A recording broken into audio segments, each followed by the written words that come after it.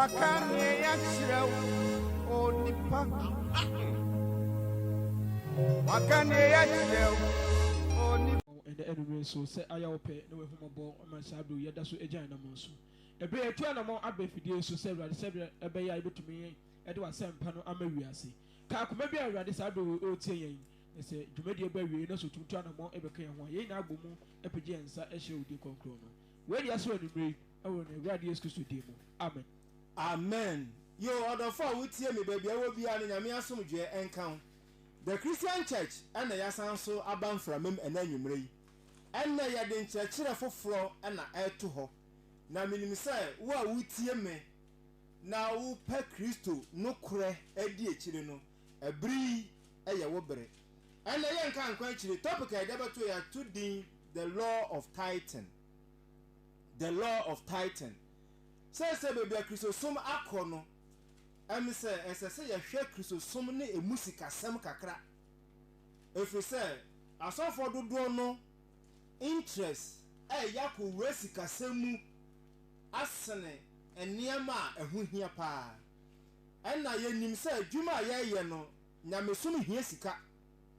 asɔre no hia sika evangelism hia sika enti asɔre no dwumadie nyinaa mu no wontumi nyi sika mfie adwuma no nanso yɛntumi nhwɛ ne saa so na yɛmfa kwan bia so ɛmfa mpɛ sika because adwuma no hia sika enti asedanka awurade sɛ onyankopɔn kasa de nhyehyɛeɛ ato hɔ afa asɔre ne sikasɛm ho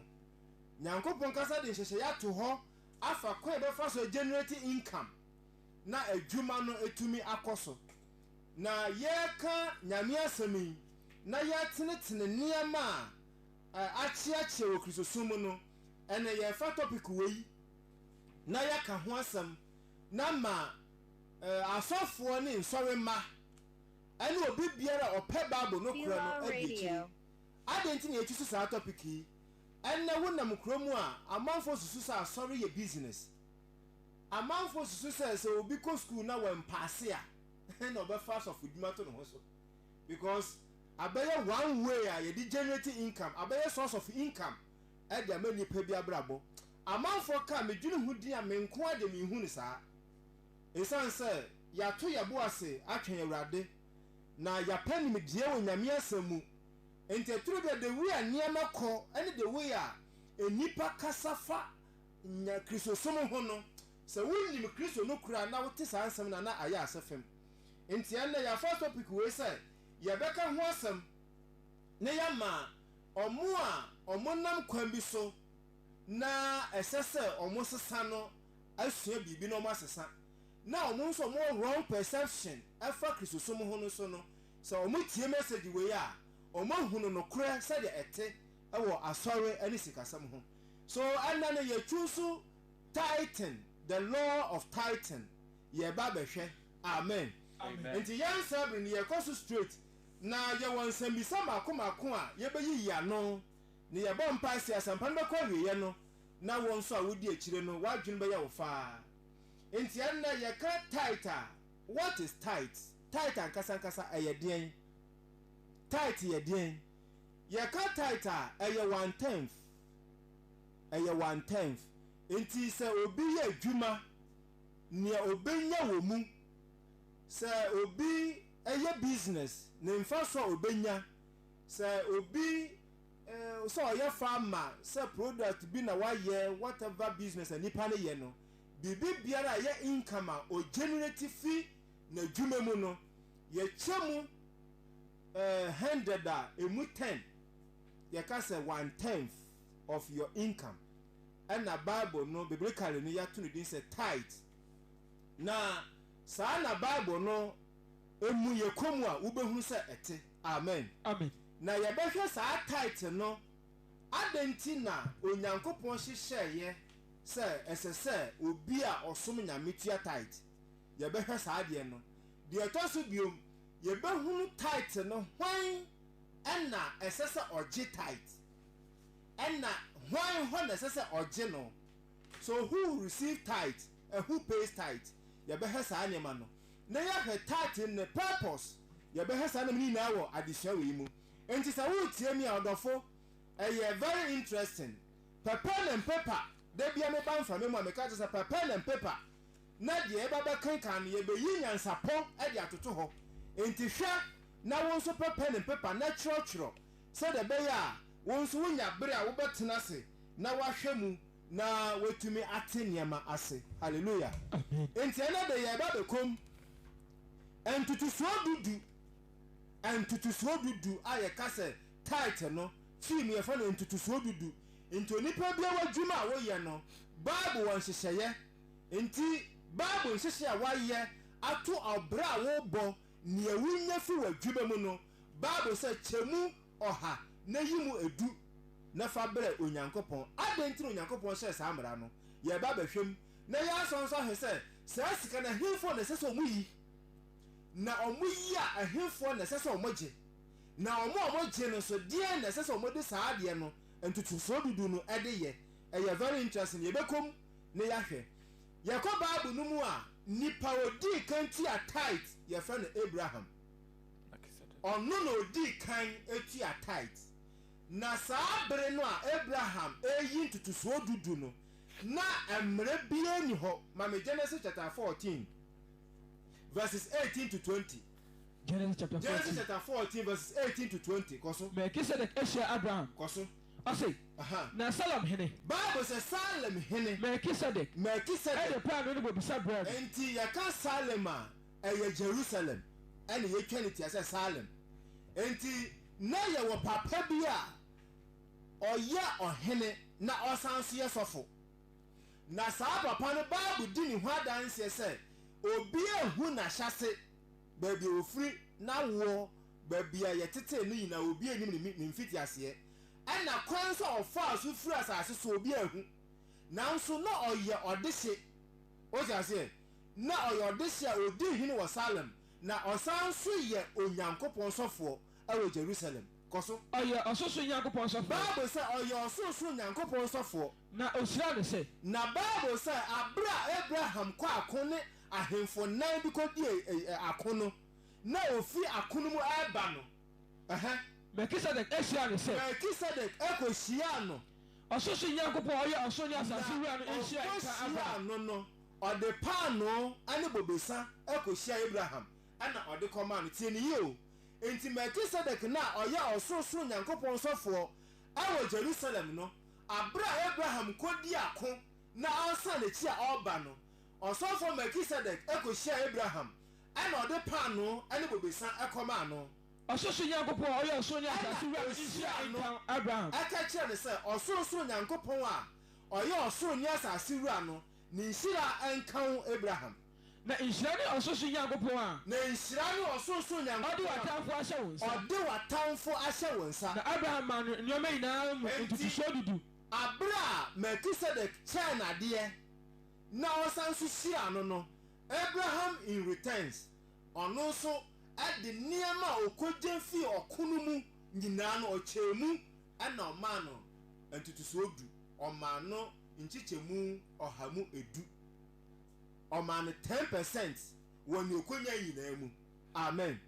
na nya Abraham ye meka osisi dua se na amra bia ni ho ba Abraham na afiri ni pem ana hu se se de osofo abehia me na onu adi kan achamade no me nso niama menya nyina no mechemu oha na mama no mu edu amen enti wei Abraham ni nipa odi kan tia tight ba tight o tia no na enya mmere bi ene hye no nipa otoso mienu a onu su tia tight e fo ne Jacob so ebrebe no di tia tight mama Genesis chapter 28 verse 20 Genesis chapter 28 verse number 20 no Jacob abra ono so edi sa adwuma wei na ya bra ne papa hira no ne papa Isaac ehira no ana ogya no kwan se kɔ wo fa Laban nkyɛn e Mesopotamia na kɔ ne nkyɛn na kɔ ware ne mama mu baako enti Jacob enam kwan so a ɔkɔ no ana ɔbɔ Awurade mpaye na ne mpaye bɔ mu no na ɔhyɛ Nyankopɔn bɔ na bɔ ɔhyɛ Nyankopɔn di verse 20 na Jacob ɛhyɛ bɔ kaa sɛ na Jacob ɛhyɛ bɔ kaa sɛ sɛ Awurade Nyankopɔn sɛ Awurade Nyankopɔn ɛbɛdi m'akyi ahwɛ me so na wahwɛ me so ɔkwan a meretuo yi mu ɔkwan a meretuo yi mu na wama me aduane madi na wama me aduane a madie ne atade a mɛhyɛ na wama me atade a na mɛhyɛ wasɛn me asomdwoe mu na sɛ wahwɛ me so na makɔ asomdwoe mu ɛde bɛyɛ me fie a nso aba mɛgya fie asomdwoe mu a ɛde Awurade bɛyɛ me Nyankopɔn ɛneɛ Awurade bɛyɛ me na Nyankopɔn ɔboa yi a mede odum mɛsi hɔ yi na saa aboɔ yi a mede ayɛ dum ade asi hɔ yi bɛyɛ Nyankopɔn fie aha abɛyɛ Nyankopɔn fie na deɛ wobɛma me nyinaa na biribi biara a makwantuo yi mu mɛnya nyinaa no mama wo so ntutusoɔ dudu masa hwɛ kenka ne ka ne yi o mɛma Onyankopɔn ntutusoɔ du enti biribi biara wei ɛyɛ bɔhyɛ ɛnyɛ mmara ɔno ankasa bɔ mpa yɛsrɛ Nyankopɔn sɛ Onyankopɔn bɛhwɛ me so na me kwan korɔ ne me samba ayɛ dwoodwoo na masan so aba me papa fie a ɛnyɛ baabi a mede aboa yɛ dum aba fɔdeɛ yi yɛbɛfrɛ ne Nyankopɔn fie na biribi biara mɛnya wɔ makwantuo mu no meba a mɛkyɛm na mede nkyekyɛmu du adi ama Nyankopɔn enti Jacob ɛne obi ɔtɔ so mmienu a otua tithe Abraham odi kan ne deɛ no ofiri ne pem ɛna maa Melkisedek ntutusoɔ du Jacob ɛnso hyɛ Nyankopɔn bɔ sɛ Awurade hwɛ no so na n'akwantuo no yɛ dwoodwoo na odi nkonim a ɔno so deɛ obɛnya bia na obɛkyɛ mu du ama Nyankopɔn wei yɛ kwan a agyanom ɛde wɔn ahonim ɛne wɔn akoma mu nsusuyɛ ɛde yɛ saa ɔma wei ɛmu adwuma amen sɛ wofiri hɔnom a obiara ne hɔnom a Bible no ɛsan ma yɛ record bi sɛ wɔtua ntutusoɔ dudu ɛkɔsii sɛ yɛbaa Mose abere so amen ne yɛbaa Mose abere soɔ no Onyankopɔn de mmara a ɛfa ntutusoɔ dudu ho ɛde bae ba abere a Onyankopɔn yɛ saa nhyehyɛe no nneɛma a ɛsɛ sɛ yɛhunu sɛ Onyankopɔn de mmara bae sɛ ɛsɛ sɛ Jewfoɔ no tua ntutusoɔ dudu ɛde ma Lewi abusuakuo adɛnti ɛna Onyankopɔn yɛ saa mmara no ɛfiri sɛ Jewfoɔ no asom mu wokɔ Judaism mu a Judaism mu no na yɛwɔ abusuakuo a ɛfrɛ mo the Levite no ɛna Onyankopɔn yi wɔn sɛ ɔde asɔfodwuma ɛbɛhyɛ wɔn nsa enti saa abusua na Onyankopɔn yie no ɔmo nkoa na ɔmo yɛ asɔfodwuma sɛ womfiri saa abusua no mu a wodi sɔfo a ɛnyɛ yie ɛmfa ho ne nipa koro a woyɛ enti sɛ wokan Numbers chapter 18 verses 1 and 2 no a yɛbɛhwɛ Lewi foɔ asɔfodie the Levitical priesthood ne nhyehyɛeɛ sɛdeɛ ɛte kɔsoma me ɛtifi asoma sɛ asɔfoɔ ne Lewifoɔ som adwuma ne wɔne kyɛfa kɔsoma me na Awurade ka kyerɛ Aaron sɛ Bible sɛ Onyankopɔn ka kyerɛ Aaron sɛ wo ne wo mma ne wo mpani fie nyinaa ɛne wo mpani fie nyinaa mo nso akɔnkorɔbea no ho amumuyɔ mo nso akɔnkorɔbea no ho amumuyɔ na wo ne wo mma a wɔka wo ho no na wo ne wo mma a wɔka wo ho no ɛna mo nso asɔfodie no ho amumuyɔ enti Onyankopɔn akyekyɛ asɔfodwuma no deɛ di kan ne sɛ wɔadi kan afa Lewi abusua no sɛ ɔmo na ɔmbɛyɛ asɔfodwuma ba Lewi abusua no so wɔde nkyekyɛmu bi atum wɔyi Aaron ɔno ne sɔfopanin na Aaron mma ɛna bɛyɛ asɔfoɔ nti apart from Aaron ne ne mma no Aaron ne nuanom ɛne ne fiefo a aka no ɔmo bɛyɛ asomfo na ɔmo ayɛ Ahyiaeɛ Ntomadan no ho adwuma ɛna Aaron ne ne mma na ɛyɛ asɔfoɔ no ɔmo na mo bɛyɛ Ahyiaeɛ Ntomadan no mu adwuma tie ne yie paa enti asɔfodwuma na ɛda hɔ no ɛyɛ nkyekyɛmu ɛwɔ mu enti Onyankopɔn ka kyerɛ Aaron sɛ Aaron wo ne wo mma na ɛbɛyɛ asɔfoɔ toa so ɔsɛ na wo nuanom nso Lewi abusuakuo no wagya abusuakuo no wɔka wo ho bra fa ɔmo nso ka wo ho bra na wɔmmɔ wɔ som emu na saa nkɔfoɔ no mɛboa wo ɔmo mɛbɛta wo ho na ɔmo nsom wo nanso wo ne wo mma a wɔka wo ho no ɛna mo nsom Ahyiaeɛ Ntomadan no anim wo ne wo mma a wɔka wo ho no ɛna mobɛsom sɛ asɔfoɔ na wo nuanom ɛne abusuakuo no aka no ɔmo bɛbɛta wo ho na ɔmo asom mo asɔfoɔ no enti sɛ na Lewi the Levitical priesthood no sɛ na Onyankopɔn kyekyɛ mu enti ɛkɔbaa ne saa no na ɛsɛ sɛ yɛhyehyɛ asɔfoɔ no akatua na yɛhyehyɛ asɔfoɔ no asɔmfo no so akatua because ɛnam asɔfodwuma no yɛde ma ɔmo nti no abere ɔmo du Canaan no yɛkyɛ asase no ma abusuakuo 12 ɛna Lewi abusuakuo no ɛka ho na yɛ abusuakuo 12 no ɔmo yɛ ama ɔmo asase no bi ɛfiri sɛ yɛn nyinaa yɛnim sɛ Jewfoɔ abusuakuo anasɛ Israel abusuakuo no yɛ 12 enti Onyankopɔn yi abusua baako ɛfɛ sɛ Lewi abusua no firi mu sɛ mo deɛ asɔfodwuma na mobɛyɛ enti yɛkyɛ asase no yɛama Lewi abusuakuo no bi because ɔmo adwuma ɔmo bɛyɛ ɛyɛ asɔfodwuma enti sɛ Onyankopɔn ama yɛama ɔmo asase no bi a saa nkɔɔfoɔ no bɛyɛ dɛn na ɔmo survive wɔ life mu ɔmo bɛyɛ dɛn didi ɔmo bɛyɛ dɛn atena se na ɔmo nso ahwɛ ɔmo yere ne ɔmo mma na ɔmo nyɛ aduane di ɛnyɛ baabi ada ɛnyɛ ataade ahyɛ enti Onyankopɔn yɛ nhyehyɛeɛ ade ma Lewi abusuakuo no a ɔde asɔfodwuma ahyɛ ɔmo nsa no enti sɛ wohwɛ Numbers chapter 18 no a verses 1 and 2 no a yɛakan no a yɛtwa so sɛ woba verse 8 to 20 no a yɛnkan ba wo a wokan ofie no kyerɛto hɔ sɛ wokan Numbers chapter 18 verses 8 to 20 no a ɛhyehyɛ asɔfoɔ no aduane ɛne ɔmo kyɛfa a Onyankopɔn siesie ama wɔn sɛ ɛno na ɔmo bɛdi ɛde ayɛ nyamedwuma enti afɔdeɛ ahodoɔ bɔne ho afɔdeɛ asomdwe ho afɔdeɛ bibi biara ɛyɛ afɔrebɔ a ɔman no de bɛ Nyankopɔn afɔ obɔkyi asoɔ no sɛ yɛ aboɔ no mu kunu a ɔmo fa ne mogyaa n'akyi ebi ayemuadeɛ bi ne aboa ne paase bi a ɔmo de bɛbɔ ɔhye afɔdeɛ no mu yi wie a ɛnam na aka no yɛde commission house asɔfo no aduane ɛna ɔmo bɛdie enti yɛkyɛ asase no yɛama ɔmo asase sɛ de bɛyɛ ɔmo nkɔgya nyame fie adwuma no ɛnka sɛ ɛkɔyɛ adwuma nti enti Onyankopɔn hyehyɛe amen amen ɛno akyi ɛna yɛba Lewifoɔ no a ɛyɛ abusua no nkaeɛ no a Nyankopɔn ahyɛ sɛ ɔmo nyɛ asɔfoɔ no asɔmfo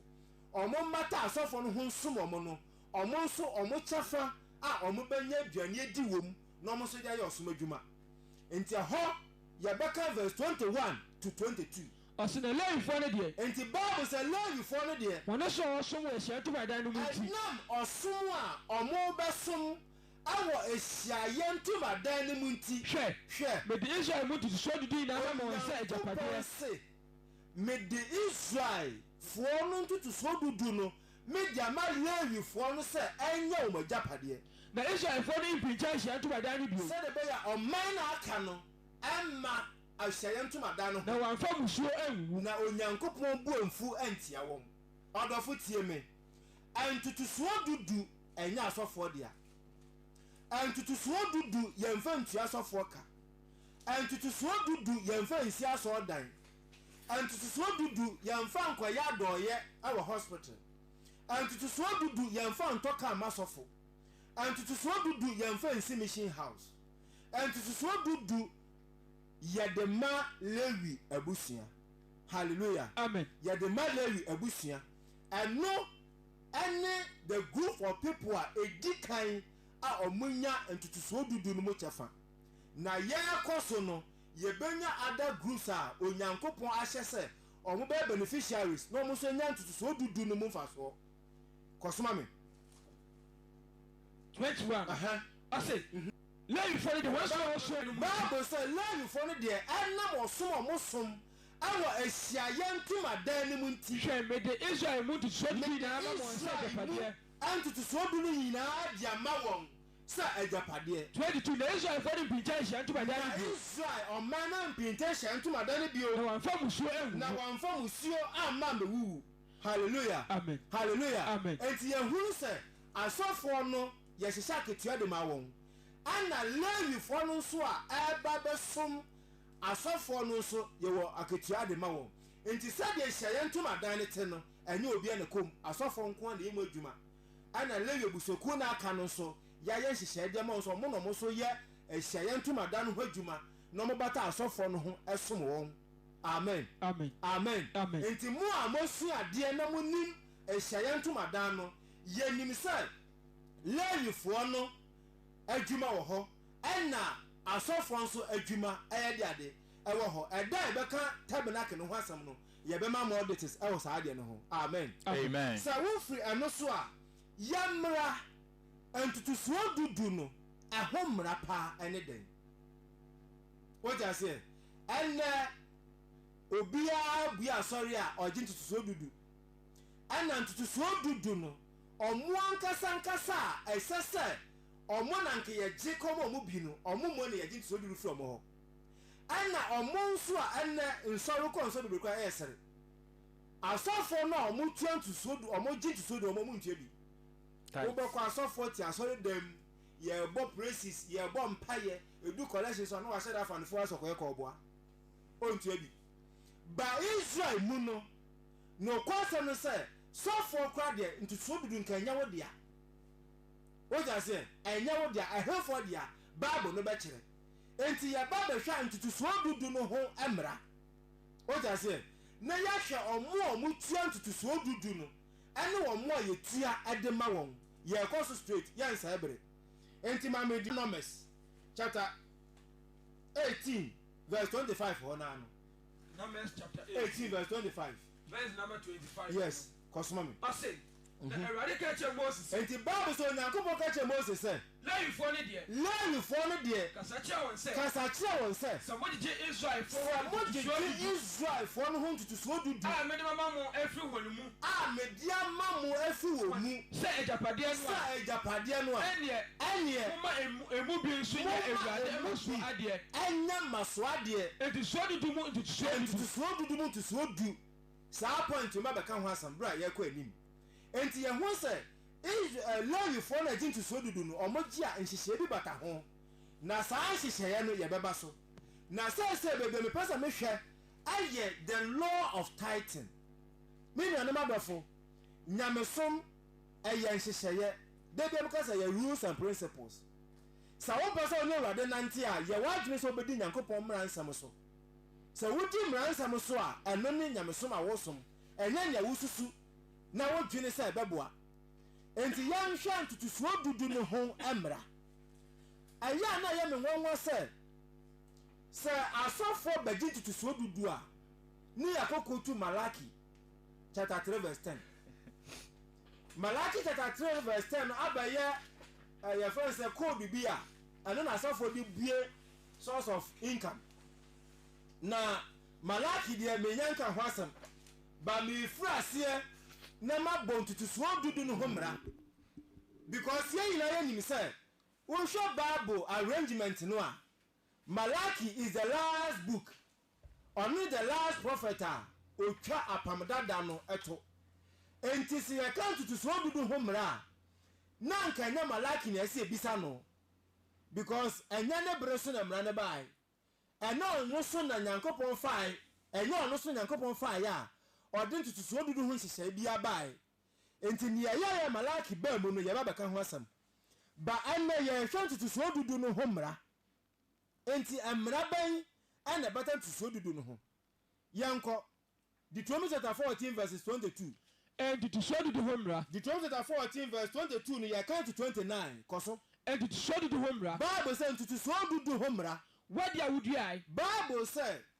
wadi a wadua ndɔbaya wɔfo ma daa ndɔbaya a wɔfo ma ne daa firihyia no yisu ntutusuo dudu ɔho sɛ kwane bere no na ɔmofuo dodoɔ no ɛyɛ adɔ ɔmo yɛ kua meli ɛno nkyerɛ sɛ ɔmo nyinaa yɛ kuafoɔ ba na kua adwuma dodoɔ na wɔ ho enti Bible sɛ wɔfuo a wɔyɛ ndɔbaya a wɔfuo ma no daa afe no yisu ntutusuo dudu na Awurade Onyankopɔn anim ɔho sɛ the Bible no kasaeɛ no ɔse nnɔbaya a wɔfuo ma no daa afirihyia enti ntutusuo dudu ho hyehyɛeɛ no yɛwɔ first year second year ɛna third year na principle no asan so reverse enti ɛyɛ sɛ yɛasɛte ɛyɛ system enti ntutusuo dudu yɛnye ne bosome yɛnye ne naawɔtwe ɛyɛ afe ɛna yɛgye enti asɔre bi a wosɔfoɔ ade bo besi hɔ naawɔtwe bi sɛ ɔgye tutusuo dudu no anya nyame ahyɛdeɛ wote ase enti Bible sɛ ɛyɛ afe ɛne yɛgye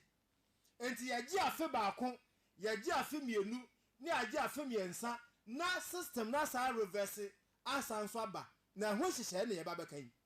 enti ntutusuo dudu sa wopɛ sɛ wote aseɛ paa amransi ma bɛta ho ne yɛkan Deuteronomy chapter 40 verse 22 to 29 kɔso ɔse na Awurade Onyankopɔn ani na Awurade Onyankopɔn ani faako obeyi sɛ faako Awurade bɛyi sɛ ne din ntina no ne din ntina no ɛna di waburo na hɔ na kɔdi waburo wonsa wonsa wongo so tutusuo dudu ɛne wongo so ntutusuo dudu wanantwie wanantwie ne wonwan maka ɛne wonwan wɔsua Awurade Onyankopɔn so na wɔsua nyamesuro wote aseɛ enti aha no hyehyɛ sɛ deɛ tie nie sɛ woyɛ adwuma no afe no bɛso a adwuma bi a woayɛ no woboaboa no saa kɔsi afe no so a na afe woayi ntusuo dudu no nyinaa boa no woboa no a first year ɛne second year no ɛho hyehyɛeɛ nie enti asono first and second year no ho hyehyɛeɛ ɛna saa asono third year no ho hyehyɛeɛ enti first and second year no ho hyehyɛeɛ ne sɛ afe no bɛso pɛ na Nyankopɔn atwu so baabi a ɔman no nyinaa bɛkɔ akɔhyia na sɛ ɔman no nyinaa akɔhyia a na akɔyɛ sɛ get together anaasɛ celebration bi a ɔman no nyinaa akɔhyia na obi akɔdidi na wanom na wɔma n'ani agye saa nhyiamu na ɔmokɔ no yɛde ntutusuo dudu ɛna de kɔ nti obiara bɛyi ne ntutusuo dudu na sɛ memfa no sɛ baabi a yɛrekasa yi ebi a na yɛyi Accra conference center sɛ hɔ ɛna yɛbɛkɔ akɔdi yɛn ntutusuo dudu no a baabi a wowɔ wɔ Accra metropolis biara no wode wɔn ntutusuo dudu no bɛkɔ conference center hɔ na yɛn nyinaa yɛakɔ akɔhyia ɛne obiara asɔfoɔ nsɔre mmaw asɔfo mpanimfoɔ ɔman mu no nyinaa yɛkɔ akɔhyia na yɛkɔ akɔyɛ nhyiamu kɛseɛ na saa nhyiamu no yɛyɛ no first year ayɛ no second year ba ɛsono third year no third year deɛ nso yɛbɛka kɔsoma me ɔse wonwan maka ne ɔse wanantwie ne wonwan maka wanantwie ne wonwan maka wɔsua Awurade Onyankopɔn so na monkɔnkɔ sua Awurade soro ɛna nyinaa na sɛ Awurade Onyankopɔn hyira wo na sɛ Onyankopɔn hyira wo na sɛ ɔkwan ne ware a na sɛ baabi a yɛakyerɛ sɛ yɛrekɔyɛ ntutusuo dudu nhyiamu no ɛkwan ne ware a wontumi nsoa a wontumi nsoa ɛfiri sɛ faako Awurade Onyankopɔn ayi sɛ ɔde ne din bɛto hɔ no baabi a yɛrekɔkɔdi ntutusuo dudu nhyiamu baabi a yɛrekɔkɔdi ntutusuo dudu nhyiamu no ɛne baabi a wote wa na sɛ wontumi nsoa wontutusuo dudu ne nyinaa mfa amma hɔ a ɛde ɛda no sika ɛnyɛ Bible sɛ ebi a woayɛ adwuma wonya 100 bags of maize anaa rice na ebi a wokyɛ mu no woyi 10 bags ɛno ne wo tithe na sɛ wontumi nsoa a ɛde ɛda no sika dan ne sika nti wobɛtɔn na wagye sika na tete sika no kura na ntutusuo dudu sika no tete kura ahyɛ wo ho na si mu kɔ faako Awurade Onyankopɔn ayi no akɔ baabi a yɛkɔkɔyɛ ntutusuo dudu nhyiamu no na fa sika no tɔ adeɛ biara a wɔkra akɔndɔ na sɛ wodu hɔ no mu a wode sika no akɔtɔ biribi a wɔkra akɔndɔ nantwie sɛ nantwie na wɔkra akɔndɔ o ne odwan sɛ odwan na wopɛ o ne bobisa sɛ nsa na wopɛ o ne nsa biara ɛyɛ den sɛ apɛtɛhyi na wopɛ o ne adeɛ biara a wɔkra pɛ ɛyɛ den ɛne biribi biara a wɔkra akɔndɔ na di ne hɔ na fa ntutusuo dudu sika no kɔtwa w'anum na di mepaakyɛ ɔsɔfoɔ bɛn na waka saa nokora wei akyɛ ne nsɔre ma sɛ ntutusuo dudu na mogyegye no yɛwɔ ntutusuo dudu nhyiamu a ɛsɛ sɛ asafo no moyɛ na ɛno no yɛmfa sika no mfa mmerɛ sɔfoɔ ɛna yɛmfa nkɔmɔ obi wankasa woayɛ adwuma na afe aso a fa wo ntutusuo dudu no hyɛ wo ho na fa kɔdidi na nom na w'ani nye at least once a year a yɛ the law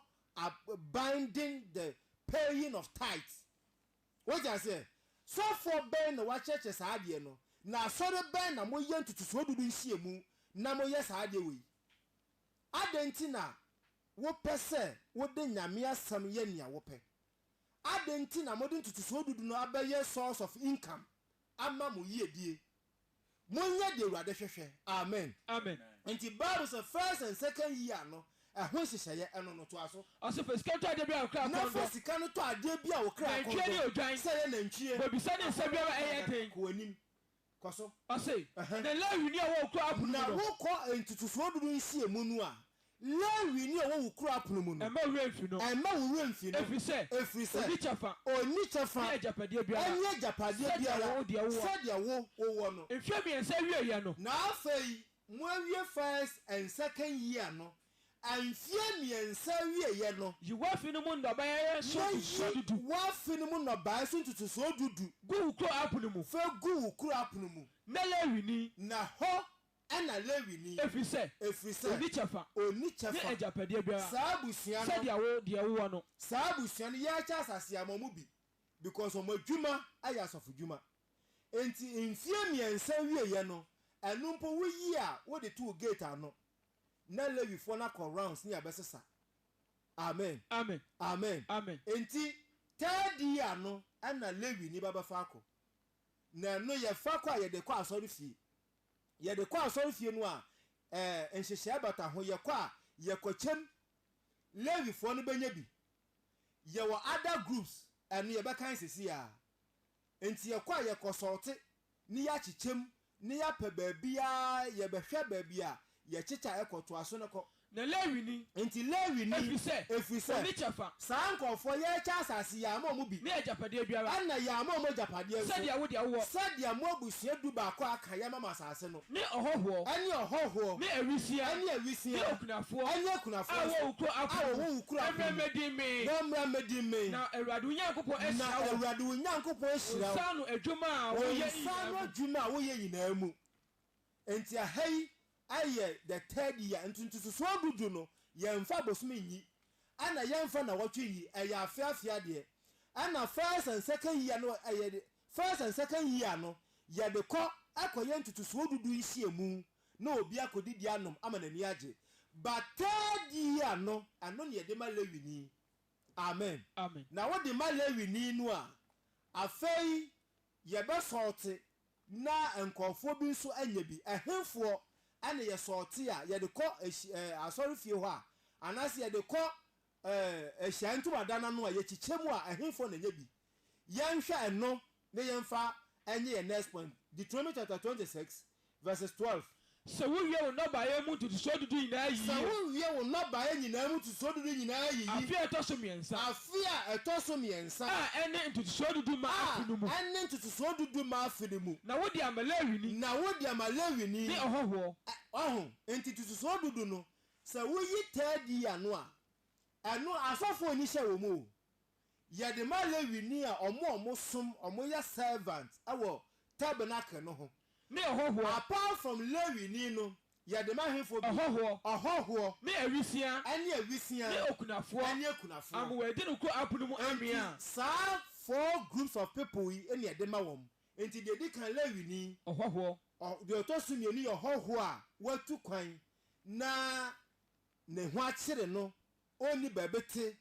a the Dimuya demano, what the Toma near mu, a Hohua Sani here, a GD for support. Enti ahoho ewisia ani ewisia obi a ne papa ani ne maame ewu agya no na woni hwefo saa nkofo no ye de tight ye de hwe wo ni okunafo di atoso nan aye okunani a onni buafo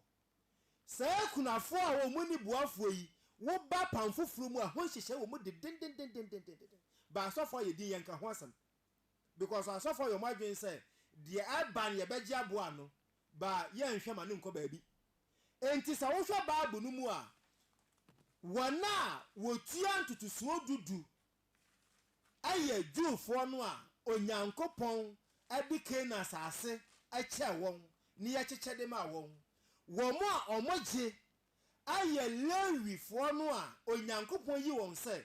omo nso mahwe no omo nsom ehye ntomadan no ho no omo mo asafo no awadwuma omo ye ho sankofo ne yede ma won odofo wutie me enna a Christopher sofo agintutu so dudu omoje omo de yeden ahemfo ne tua omoje a sika ne hemfo ne yede ma won na ye me won wasa ne mo adan tutu so dudu ne sika na ye next point ye behwe antutu so dudu no koyo mo fa so omojeje enti ye de besi ha na ya sanso ato aso biom na akire yi no yɛatoa so hu de wi ankyerɛkyerɛ no ɛbɛkɔ akɔsi asafo awurade nka wo ho na hwehwɛ de christian church akyiri akwan amen